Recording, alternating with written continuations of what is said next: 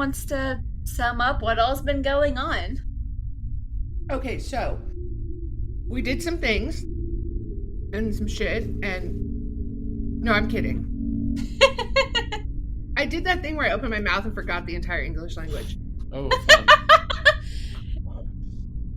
This all started when y'all basically got hired on to figure out what's going on with this mysterious thing that attacked someone at the lab. You've been chasing down leads. You were given some overhead maps marking heat, radiation, and some kind of anomalies, which are all numbered, but there was no more detail than that. You were also given what looked like entry logs marking when a scientist was messing with something called Object 51. Hock led you all on a very interesting tangential breaking into part of the lab where you were able to find a little bit of information, and also that is where Darren got caught on camera, somewhere where he wasn't supposed to be. Classic. Yeah. That was fun, coming up with the consequences for that. Boys, am I right? Exactly. After Darren was caught on camera, y'all were able to skedaddle out of there. You had actually found an active part of the lab, which probably shouldn't have been active. Bart was able to get some information on guard rotations. I don't remember what that said, but I think that was the thing that happened.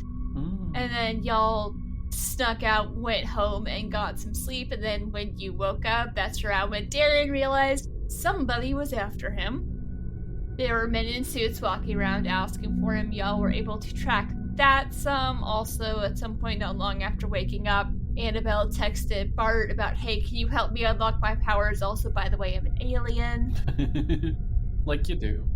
And then there was a lot of hijinks of trying to keep Darren from getting arrested or caught by the agents, while Annabelle had no idea what was going on.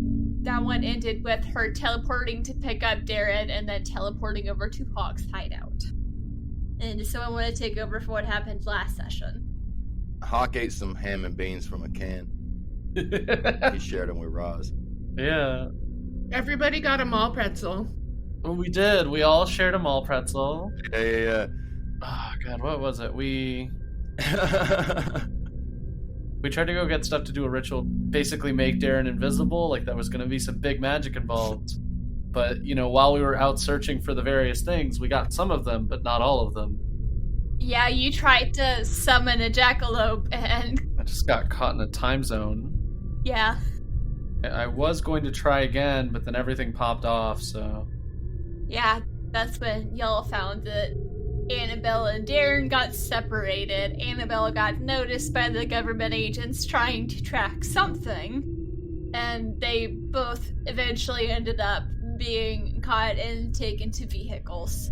And Annabelle was able to get a picture of the person's pin that said Multae on it and sent it to Roz. Also, at some point, she did fully explain the she's an alien thing and how her people shut off that corner of space because there's some weird reality temporal shit going on there. They didn't want anything to do with it. Ta-da. Also, when Hock and Roz went to go collect the rose, That's right, there was some serious hijinks there. Oh shit, that was funny. Roz accidentally That cut was her so hand funny. open. Yeah. There was hijinks, and you rolled a 1 or whatever. I roll real bad.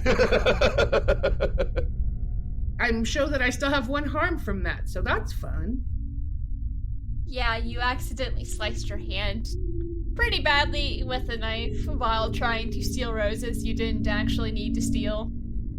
And then y'all were able to find where Darren and Annabelle were being taken because they're being transported in separate cars.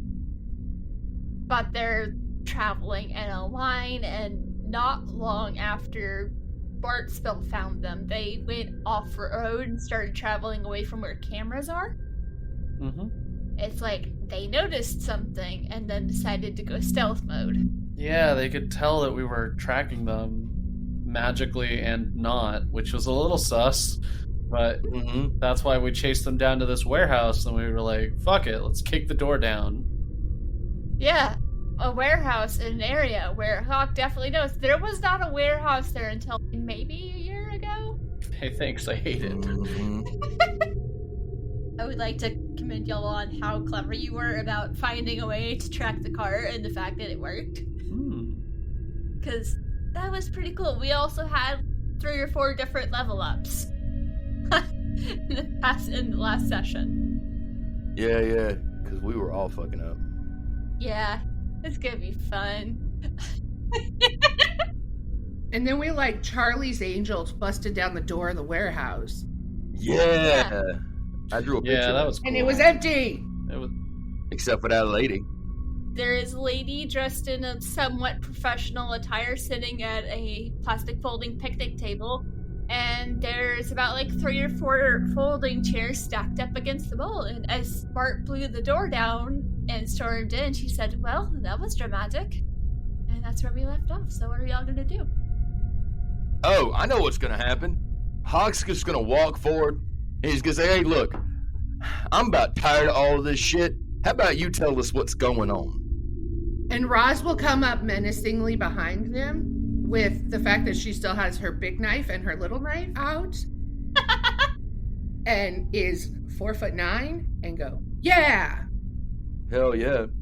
Bart, fire crackling from his hands, just goes, you're not freaking out at the situation, which tells me you know even more, which frustrates me even more, so start talking. Why don't you all just sit down and we'll see if I can catch you up on some things. And she gestures towards the chairs. Don't like how not scared she is. Hock sits down. God damn it. Her eyes are a little wide, like she wasn't expecting the door to be blown down, but she's trying to keep it professional. But also one of you has a hand that's on fire. Mm-hmm. And one of us has 2 knives. Yeah, that's 2 knives. You Yeah. never discount 2 knives. And one of them's just an Yeah. angry old man full of beans and beer. which honestly is the wild card in this scenario. Like that could do that could mean anything. Yeah, you'll definitely get the feeling that she's unsettled by this, but she's trying to like keep it calm and professional. Roz walks over towards the table, assuming everybody else is walking over there, and she's like, Yeah. I'm fine to just stand, but she's holding her knives by her side. I'm fine to stand. That's terrifying. She's definitely staring, glancing between the knives, to the fire, to the grumpy old man, to the knives, to the fire, and then to the grumpy old man. And the grumpy old man walks all the way in, and he like pats Roz on the back like it's okay, and then sits down directly across from the lady and says, all right, let's get started. I sit down as well, and I put down the hand that's on fire, and I leave like a visible, sizzling handprint on the table, and then I let the fire go out. There is just this smell of melted plastic, which is just not a pleasant scent. It's No, not. it's not. I just had an idea for a little shenanigan. What do you think Oh boy. is the chance that I have a voice recorder in my bag? 95% at least. I mean, yeah, considering Right? your character, that's probably likely. I bet it's a pen. I bet it's one of those pen recorders. Hell yeah. You take it out like you're gonna take notes? Roll me a straight 2d6, and if you get above a 2 because you're Roz, you have 1. 2 is the lowest you can possibly roll, so you're saying don't roll 1s. Yeah. 8! Yeah, so you have 1, it's pretty stealthy, and it's a decent one too. Okay, so after Hock pats me on the back, I'm like, fine. And I close the butterfly knife and I go to put it in my bag, still holding the butcher knife with the other hand. This is really dangerous. And y'all keep letting Roz do it. So I'm still holding the butcher knife in the other hand. So I go to put the butterfly knife in my bag and I see it and I want to click it on without getting caught. I don't necessarily want to take it out. But you want to have it start recording? Yeah, I wanted to start recording. roll to act under pressure to see how sneakily you do that. Okay. Would you consider that this is manipulating somebody to be stealthy? You're trying to do something without being noticed. You aren't necessarily trying to distract her. Dang. Okay. I was trying to get to use my sharp instead, but I'll roll plus cool. It's fine. 7. You hit it and it like plays. It plays like Flock of Seagulls or something.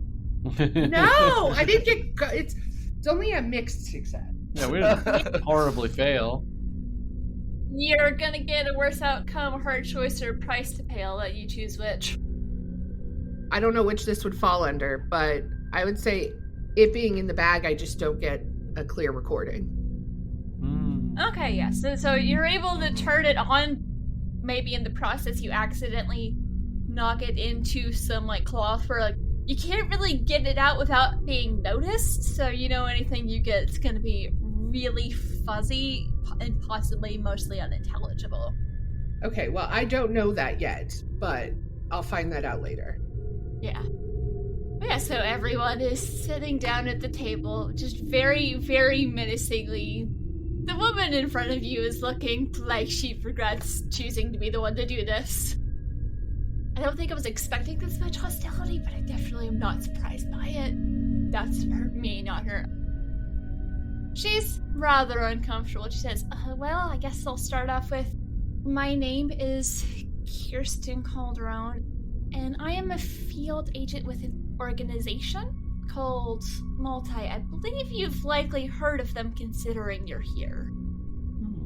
Yes, continue. Let's start with, what do you know about the organization? That you took our friends. Not half as much as you. That too, but also that you kidnapped our friends. Kidnapping is a federal offense. It is? Shut up, Bart, it is! Today it is! I don't know much about laws in general. I never thought about it that way. I guess it would be pretty serious, because you cross state lines, then it's federal, yeah. Thanks, Bart. We do apologize about that, but it's a complicated situation. Living in this town, you probably realize there's a lot of really strange things that happen here. Things that are out of the ordinary. Sometime around the 1960s, I believe it was, I can never remember exactly when, a group of people became aware of some of these anomalies and the implications behind them. So they started monitoring it. So as field agents, we try and keep track of some of these anomalies and make sure the more dangerous ones don't fall into the wrong hands. And things have been escalating recently. We've been trying to find one we believe was taken into the lab. And it's been causing some external problems from what we've been able to gather. And I think we might be trying to solve the same problem, she says, looking at all three of you. Oh, okay. Out of character, how much are we getting paid to do this? I don't know if there was a set amount, but it's probably like a decent amount of money. It's from a wealthy older gentleman, so... Yeah, that rich guy's gonna pay us. Like, we're making money. Yeah, my question is, because now my analytical brain is kicking in and like, why is this old man paying us to do this? Okay, continue. Okay, that sounds like a plan. Give back our kidnapped friends and we'll discuss further, right?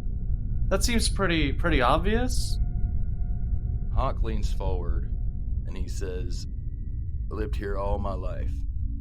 And I was here when things got weird. And I'm an old man now. And I've seen a bunch of shit that most people ain't seen.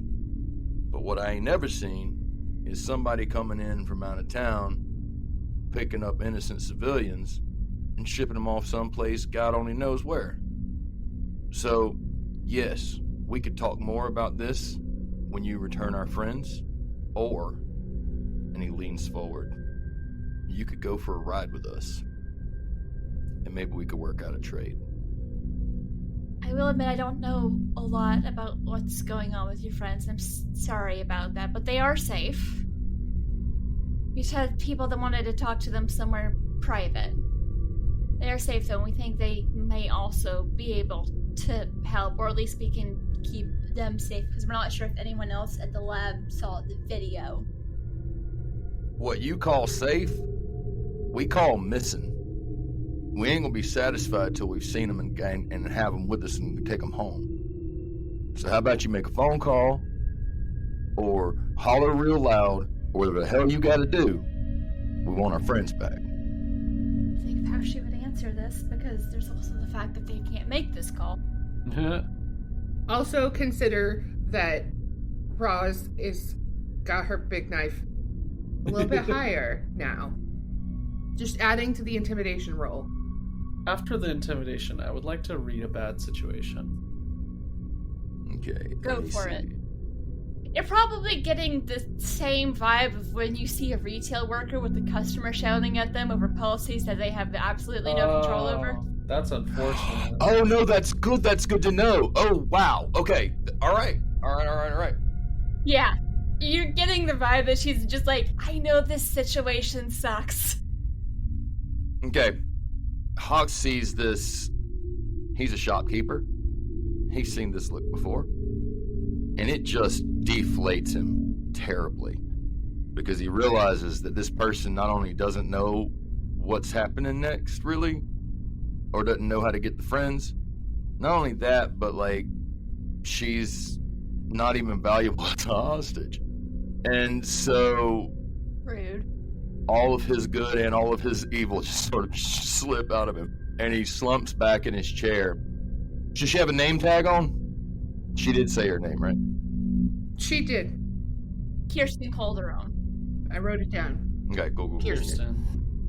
He sits back and he kind of slumps down. He goes, all right, look, Kiersten, perhaps we got off on the wrong foot.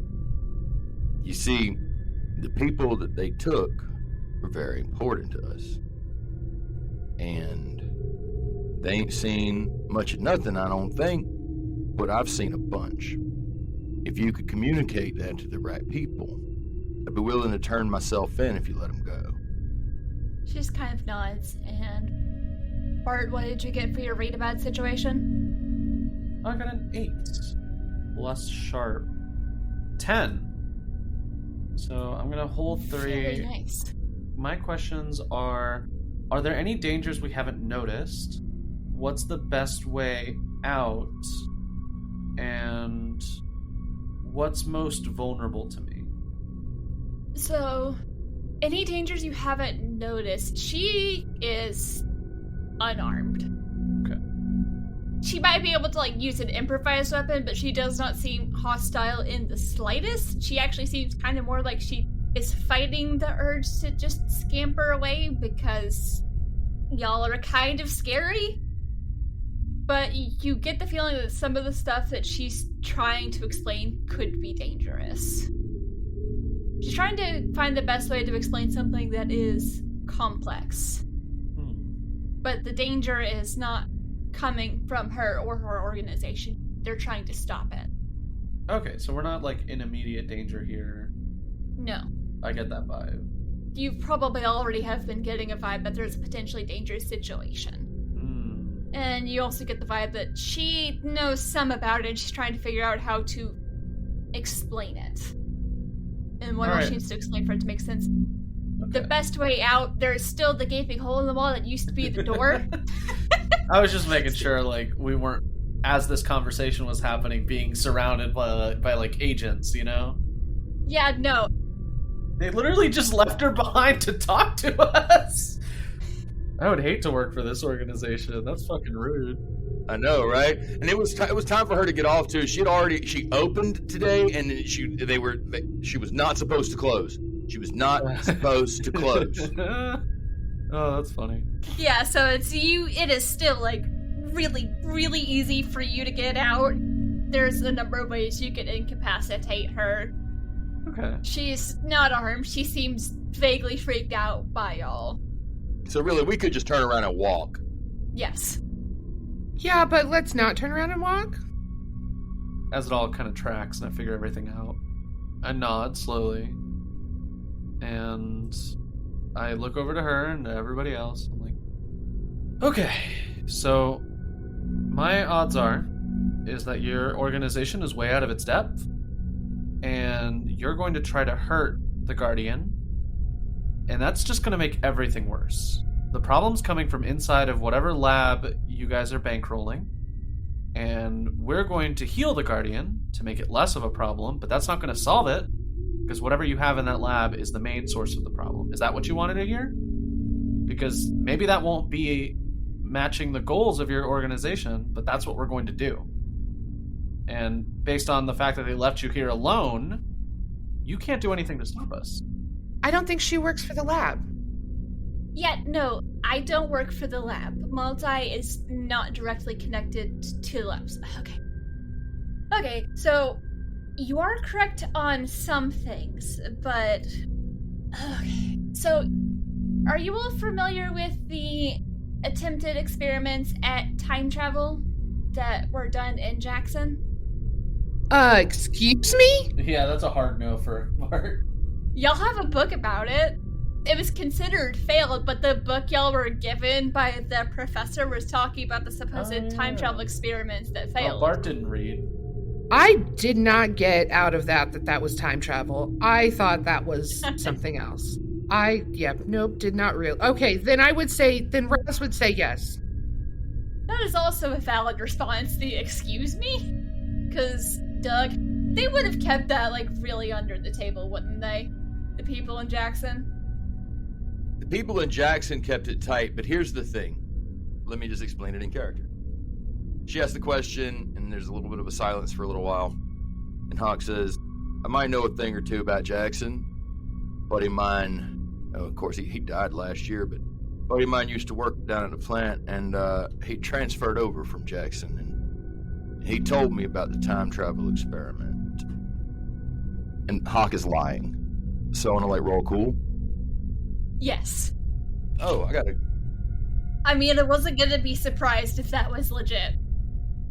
Well, the way I figure it is he knows some shit's going down, and he knew there were weird timey-wimey things happening, but he didn't know that there was a time travel experiment in Jackson. So he just kind of put together in his head the details of what he already knows, and it's just kind of lying based on those things.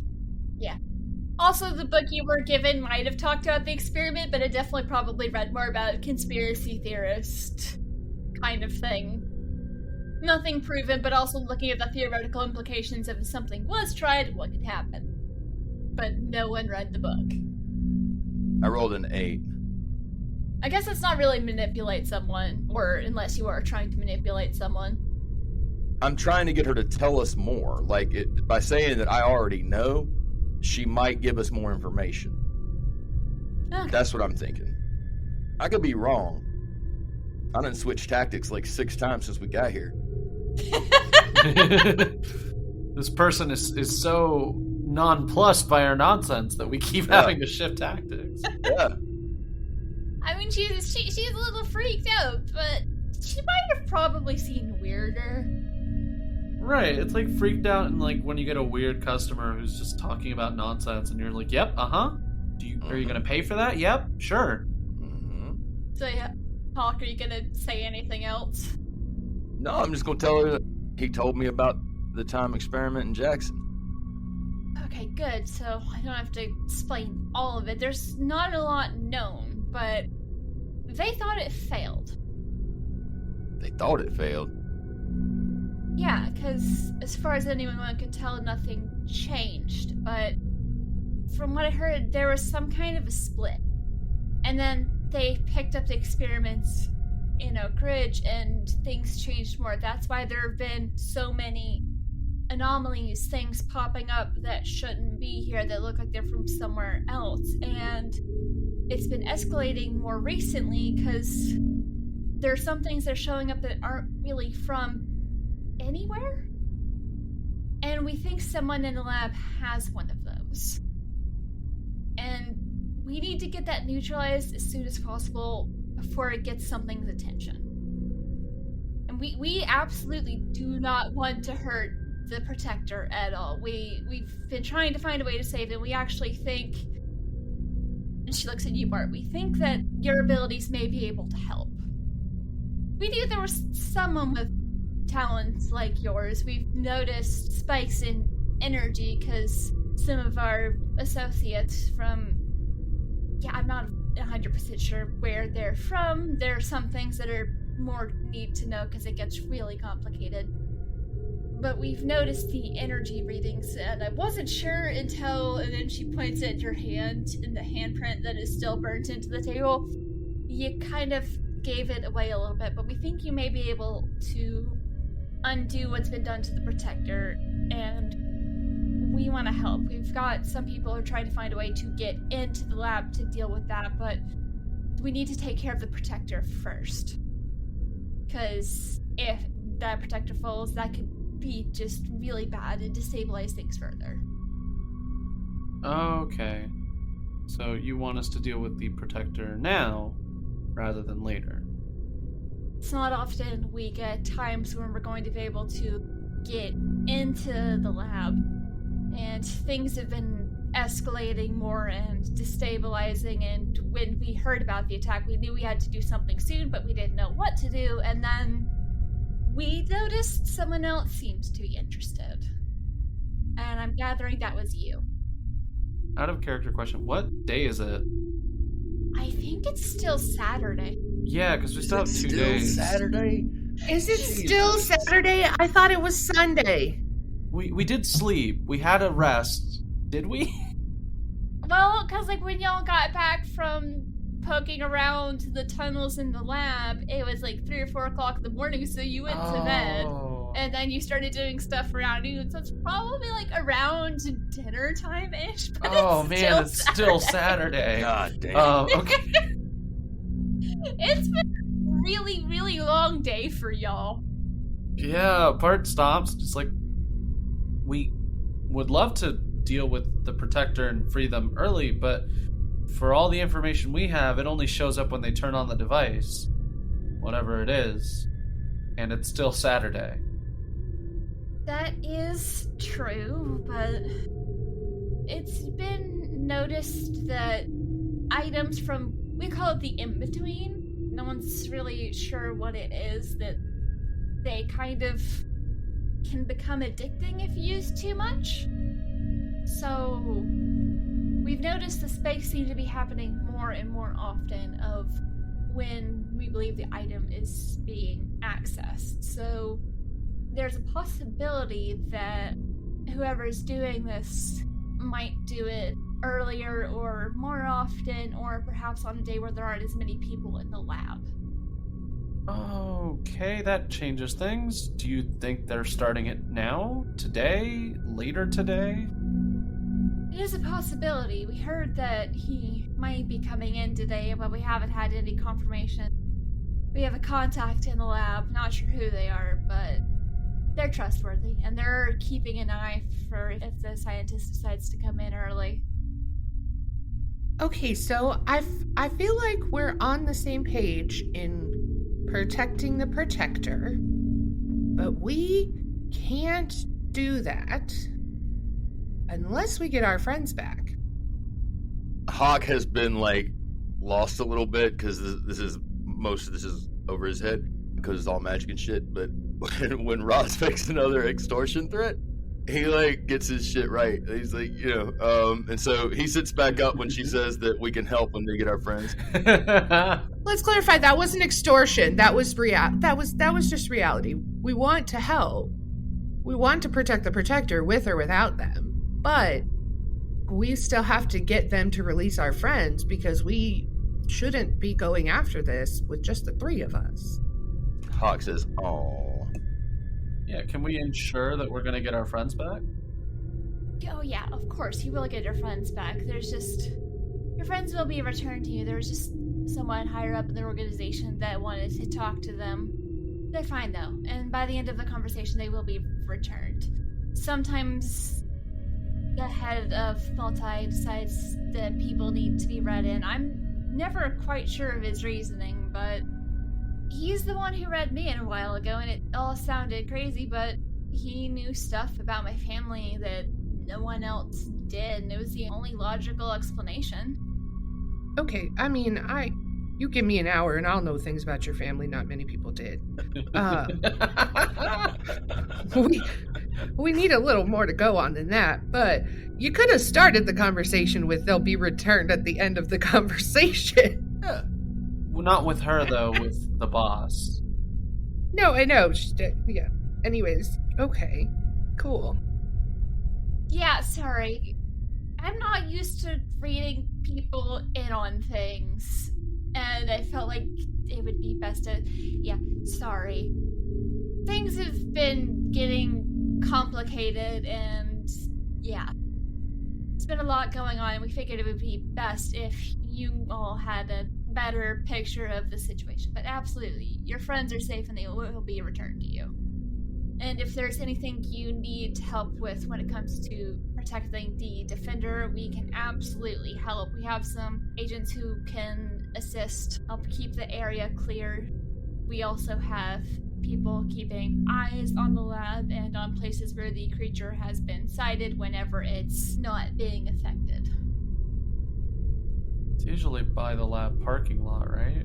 When it appears? Yes, it mostly sticks to the woods. It's a very natural being. We think the reason it attacked that woman is because she had been near the person or near the object that was causing the problem. So it scented that. That's why it attacked. But it's also intelligent enough, even when it's being corrupted, to know that she was not the problem. Okay. That's why it left her. We've been trying to give it some space, but we're also keeping an eye on it. Though it is kind of hard to see in the woods sometimes. Alright. What do we say, gang? Roz shifts a little bit and, leans down. Because she's still standing. So she doesn't have to lean far because, again, 4'9". She kind of leans down to the two of you and she's like, I mean, at the very least, they could just give us some cool shit. Please, can I ask for some cool shit? Hock nods his head for, No? Mm-hmm. Oh, okay, yes. Okay. I want some cool alien tech. We'll get you some cool alien tech then. Sorry to interrupt. We don't actually have alien technology. Well, shit, what do you got? We do have advanced technology, but as far as we can tell, aliens haven't made contact with this world.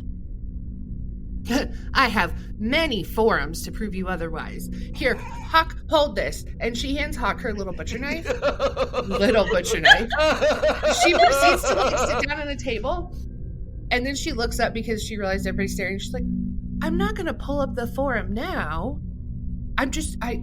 Okay, so. And she pulls her laptop out, opens it up, and is like, okay, so. And then we break away because I need to think of all the cool shit I'm going to ask for. Okay.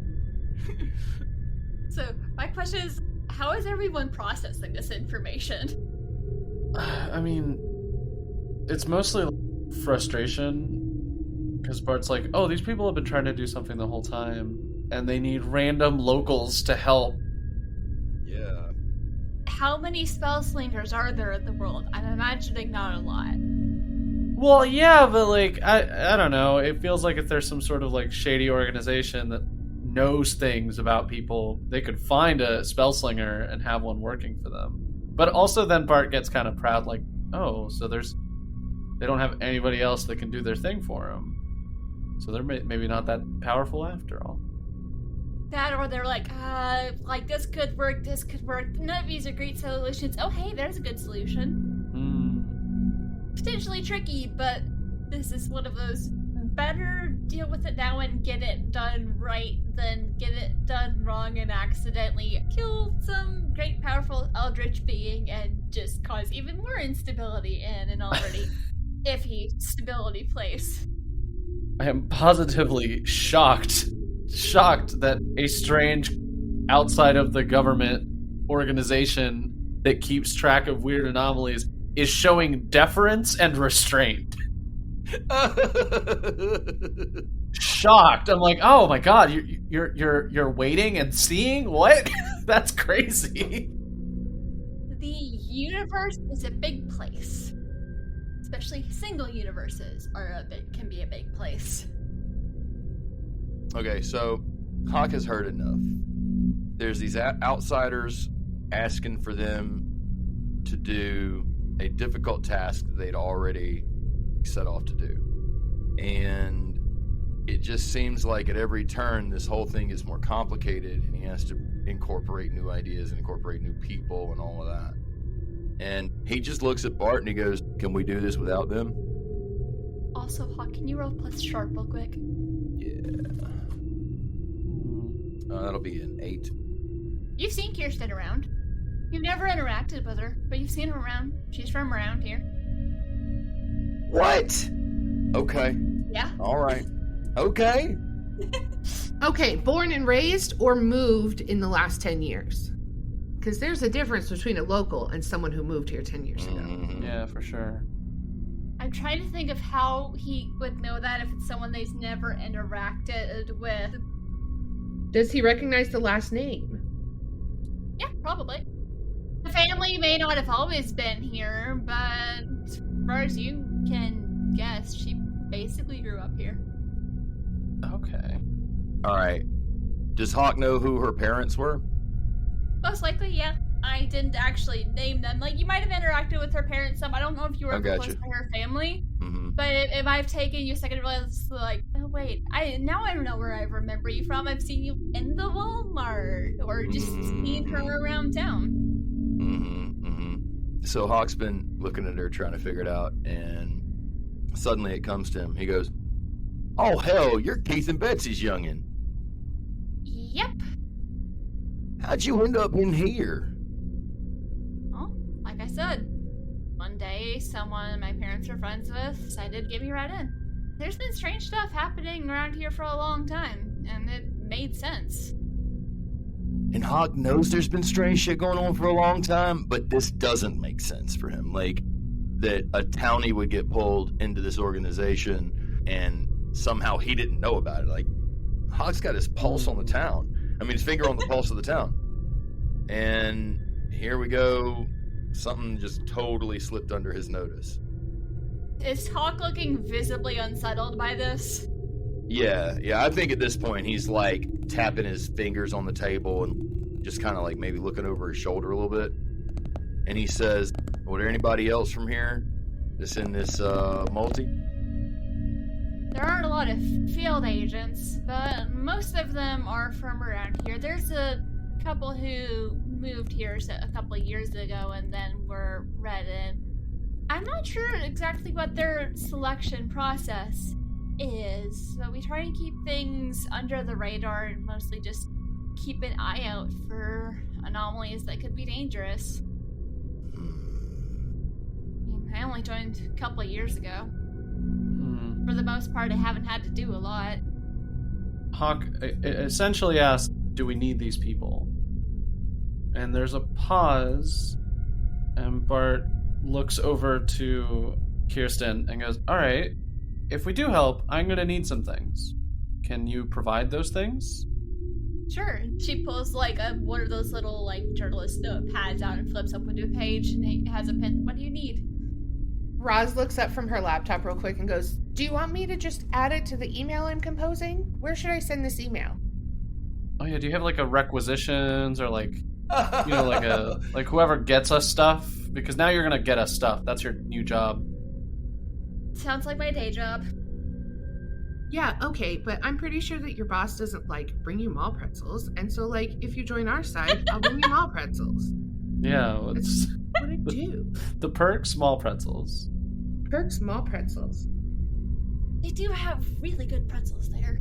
Oh man, now I'm actually hungry. And she pulls out a business card and passes it to you and on her business card. She is a personal shopper. Nice. Nice. Yeah. It's delightful. So Hock explains why you've seen her in so many different shopping places. You all probably recognize her somewhat. You may not know her parents, but you know you've seen her around some. Or like something about her feels familiar. Perfect. Yeah, Bart just gives a list of hard-to-find apothecary stuff. And Bart definitely slips in some things that, like, he needs to get that aren't necessarily necessary for any ritual casting, but just, like, Bart would like to have them. It's like, yeah, can I get, like, this rare variant of ginseng that is only grown somewhere in Portland, Oregon? Can I get that? And I just keep adding to the list. Yeah, she just nods like, some of this may be a little harder to find, but we should be able to find most of it, or at least... Oh. If we can't find some of these, would there be any possible replacement components that could work? Like substitution? Substitutions I could probably handle on my end. I just want to make sure we're prepared. I can't pretend to understand the stuff that you do, but I'm assuming it can be rather precise. So she's deferring to your knowledge in this. Yeah, Bart mostly just gives a list of other herbs that could be used to replace it, and nods. Meanwhile, Roz's list is insane. Yeah, it is. Is it because I'm on a website called ghoststop.com and I'm writing down cool names of ghost hunting equipment? Maybe. I don't know. Oh my gosh, I love it. Delightful. Yeah, apparently Google took me to this website, ghoststop.com. Hey, ghoststop.com, sponsor us. This is sponsored by places to buy cool stuff to find ghosts. I would just be happy for any kind of sponsor, because this is show number 3. Roz has her crazy list, and then Bart has his slightly less milk us for all it's worth list. Yeah. Not every day secret agents decide to bankroll my spellcasting. It's true. And I guess, Roz, when you're done with the list, you're gonna send it to her. Yeah, so she's going to need to provide her email address. She gave you her business card, which has an email on it. Oh, yeah. Okay, cool. You know, because her company's going to provide us with all this cool shit. I have written down an EVP wrist detector. I don't know what these stand for, but we're going to say that it stands for tracking the protector. Yeah. A GS2 laser grid system. What? We're getting a laser grid? Hell yeah, we are. Oh, that's amazing. I'm just going through and... Well, don't forget the generator to power all of this high tech in the wild. Oh god, yes. Thank you. Generator. Okay. I also need an EMF meter, the 360 camera rig, and I need 3 dual full spectrum cameras to put into the rig. And then I need a set of IR lights and a generator. I gotta write generator down. Oh, and I also wrote bigger cage. Hock, do you think that cage is gonna fit the protector? Oh, I think we're gonna need a bigger cage. Okay, yeah, I think we're gonna need a bigger cage too. You're going to stick an eldritch being in a cage. Well, I thought that was our original plan. You got a better idea? No, I mean, we shouldn't need a physical cage. You got one of them Ghostbuster things? So we don't need the cage. That was an out of character question. You're welcome to ask for the cage. It's just if you want to try and stick an eldritch being in a cage. I thought that was our original plan. I mean, we needed to hold it down so that I could perform a ritual to like clean the evil like radiation goo off of it. Y'all are welcome to do whatever you want to do. If we're getting a cage, I can try to work it into the spell. No guarantees on whether it will be a good choice or a bad choice. Okay, well, I just need to know if I need to put it in the email, if we need a bigger cage. Or maybe a net? Or... I don't know, how do we think that we're gonna... How are we gonna hold it together? I was gonna lay it down a circle. Oh, okay.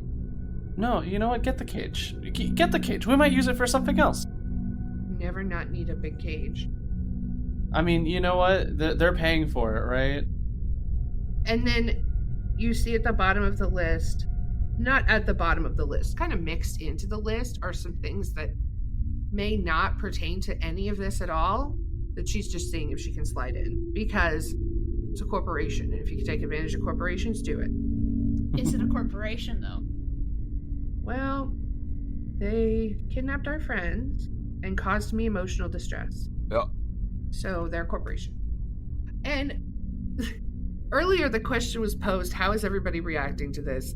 And we never addressed Roz, because I think we determined a couple episodes ago that Roz is weirdly the most stable person, and none of this has affected her whatsoever. She's just like, okay, so I got proof aliens were real earlier today, so vindication. Now I got this creepy organization, vindication. She's just like plowing through it all, like.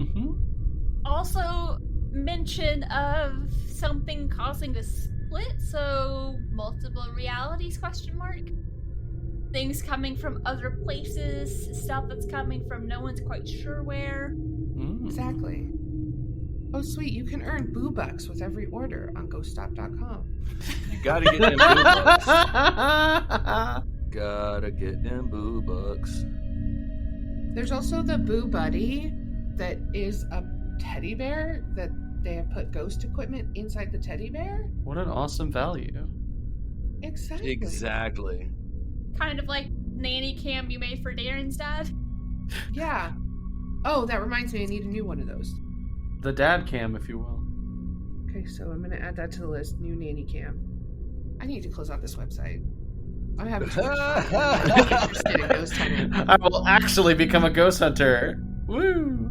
On accident, just because this is Accidental so cool. ghost hunters. We do have a cast member who ghost hunts, so Oh, really? Cool. yeah. Oh, man. Who I forgot ghost about hunts? that. Casey. Casey does. Oh, Yeah. shit. She Huh. does all kinds of ghost hunting, usually at the Palace Theater in Marlin, but she's also done some. Apparently, the Karen Park Zoo is very haunted. That was fun to get the reactions to that, which I'm like, no, that place probably is. I don't know how, but it is. Moon's haunted. That's neat. So when Rod sends off Liz, Kiersten will pull a photo out of her pocket, look at it. Her eyebrow raises for some of the things, but then she just like alternates between looking perplexed as to what this has to do with anything and just nodding. She's like, well, may not be able to get all of these things, but I'll see what we can find. I would like to influence how much of this she actually gets us by letting her remember that they left her here to be attacked by us, and we didn't attack her. And boss put us in danger, so go spend her boss's money. I Exactly. like this. I like this a lot. She seems amused by that. And then I bat my eyes. Do you have any other questions? Not sure what I'll be able to answer, but I know this is a lot. Yeah, Doug and Hock are both like in over their heads. I think with all this, we have a pretty good setup. And if you say these people are going to activate the machine sooner than later, then I'd say that's definitely an opportunity for us to go out into the woods, see what happens. Well, if there's anything you need in the meantime, my phone number is on that card, so just call or send me a text. We'll see what we can do. Okay. Okay. Also, do you need a ride back to wherever you came from? Pretty sure we have a car outside, unless somebody stole it while we've been in here. Yeah, we have our own vehicle. Okay.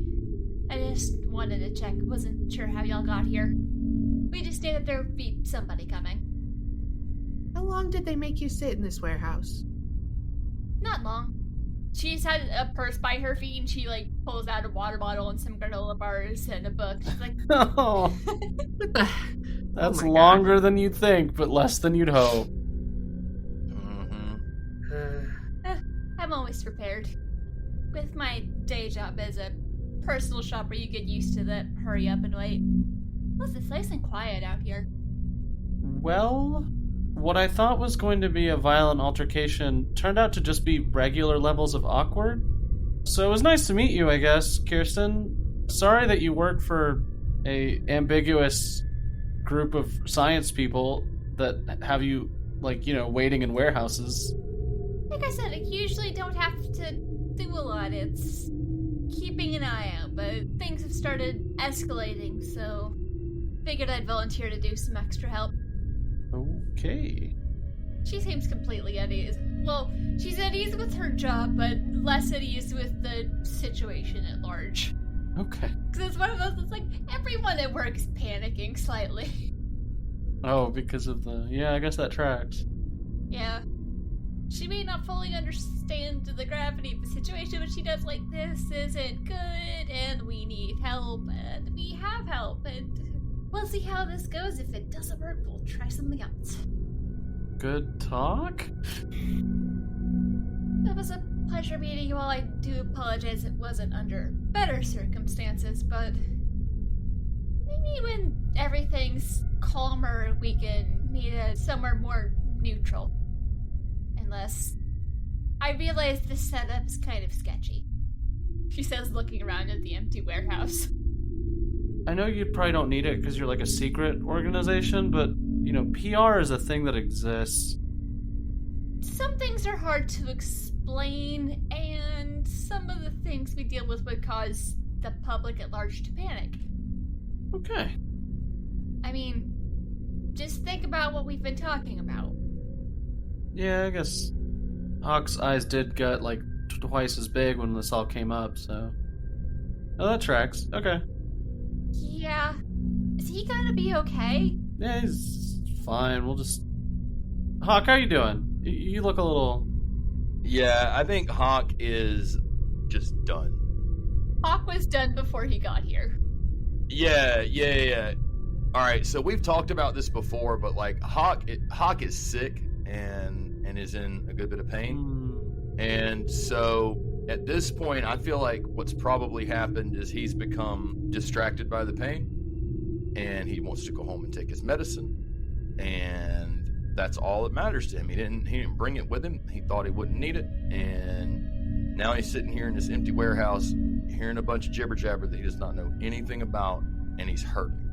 And so he stands, because I reckon we're leaving.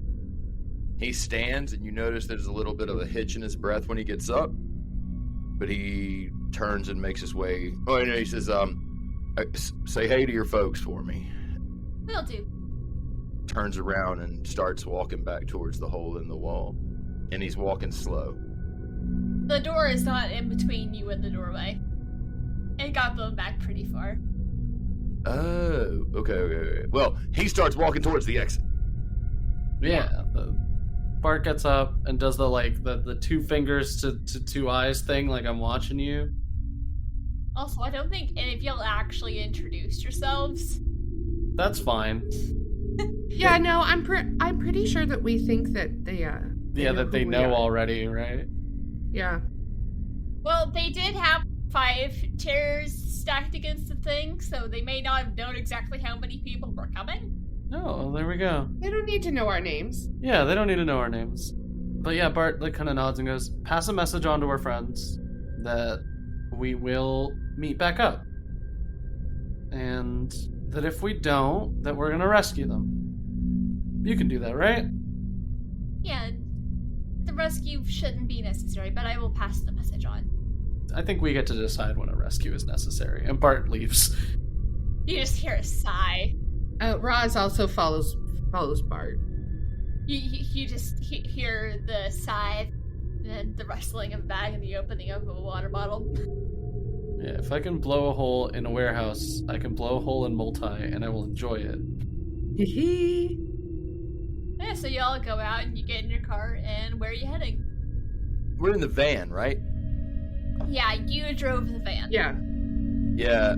He's going to walk to the driver's side and then pause and see Bart coming out a few steps behind him.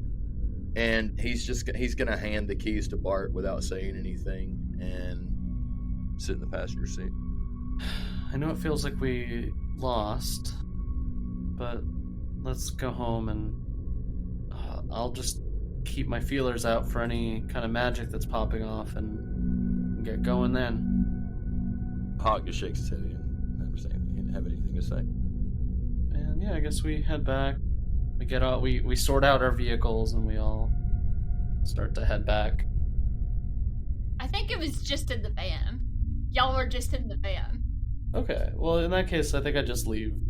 I leave Hock off at the cabin to get his car and stuff, and then I drive Roz home. Are we not staying at the cabin? Oh. Yeah, because y'all have been hiding out at the cabin. Oh, right. I didn't realize. As far as y'all know, they don't know anything about it.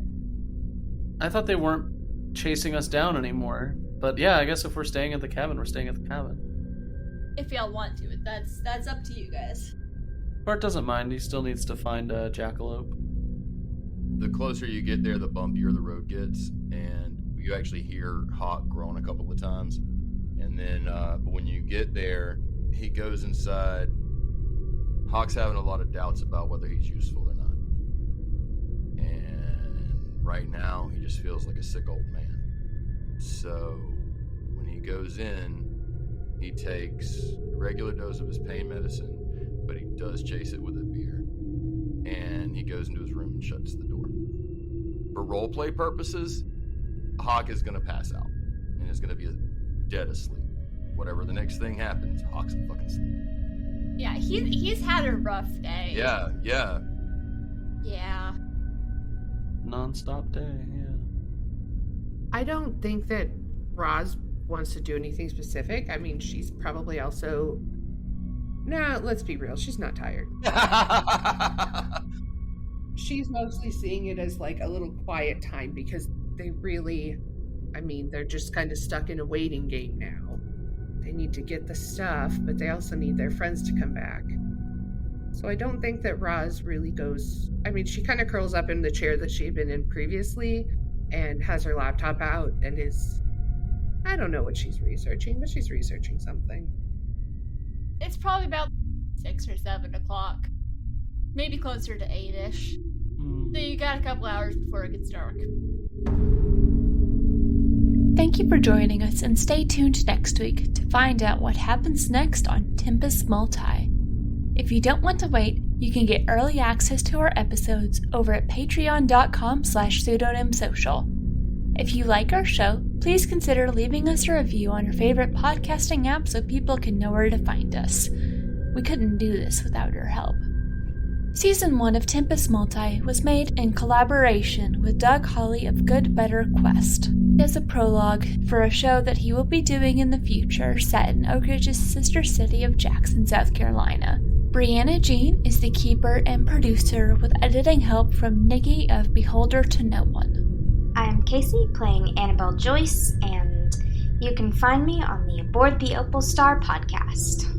Hello, everybody. My name is David Tilstra, but today I'll be playing Darren Calloway. I am the Dungeon Master over at From Afar Podcast. You can find us on Instagram and Twitter at From Afar Podcast. You can find myself at David Tilstra on Instagram and Twitter.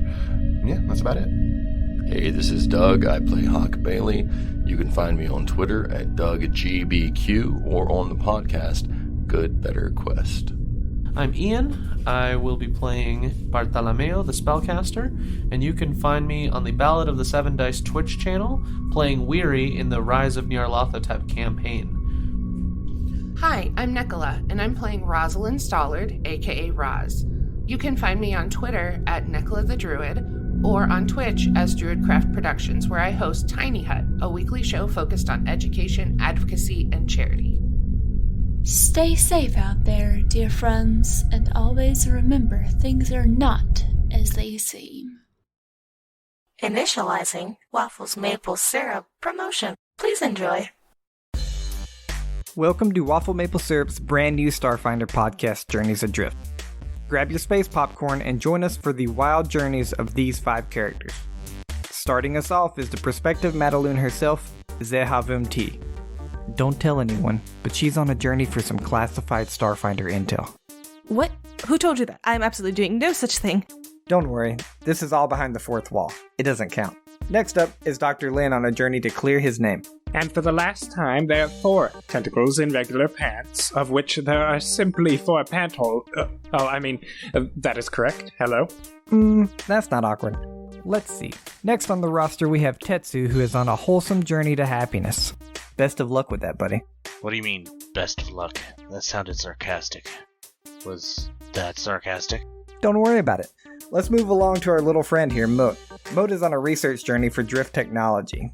Who knows what secrets they'll find out there? Right. You can't see me. Believe me, my visor's displaying a smile. Like I can't. Sorry, bud. This is an audio-only format. Anyways, last but not least is the lightning rock himself, Eisen. He is on a journey for a cure. Let me cut you off right there. I've got to find a cure for the circumstances happening to my body, or else I'm going to end up in pieces in the process. Oh, well that sounds fun. But between you and me, listeners, there's a lot more journeys than these 5 happening behind the scenes. So join us and listen to Journeys Adrift on the Waffles Maple Syrup podcast and live stream to find out where these journeys lead.